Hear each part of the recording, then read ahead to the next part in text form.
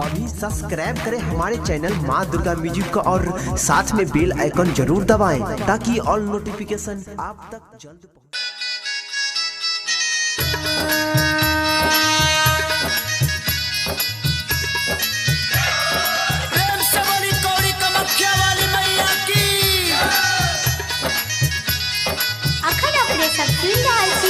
माँ दुर्गा म्यूजिक के शानदार प्रस्तुति।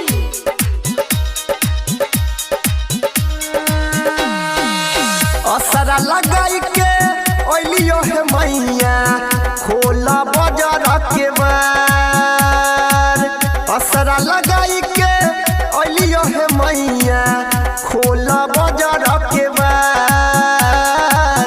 गौवा के लोगावा बाझनिया कहे गोदिया भरी दो हमार। गौवा के लोगावा बाझनिया कहे झोलिया भरी दो हमार। गौवा के लोगावा बझनिया कहे झोलिया भरी दो हमार।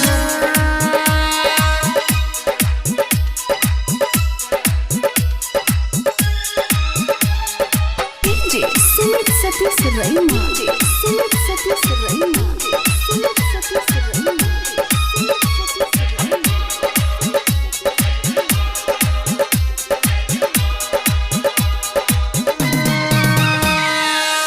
बेटी पुजरिया सुन है मैया कदन उपकार। हाँ हाँ बेटी पुजरिया सुन है मैया कदन उपकार। हंस टोला समाज है मैया, हंस टोला समाज है मैया गोदिया भरी दो हमार। हंस टोला समाज है मैया गोदिया भरी दो हमार। हंस टोला समाज है मैया गोदिया भरी दो हमार।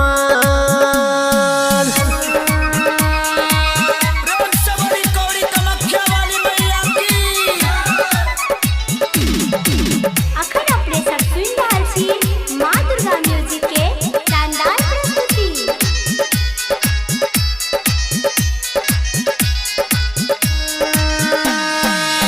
पूजा करैबो हे देवी मैया हो जा तू हमरा पे सहाय। हाँ हाँ पूजा करैबो हे देवी मैया हो जा तू हमरा पे सहाय।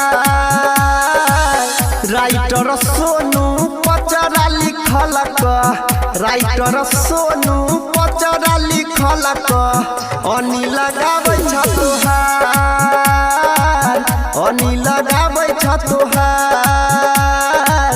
गौवा के लोगावा बझनिया कहे झोलिया भरी दो हमार। असरा लगाई के ओलियो है मैया खोला बाजार के बार।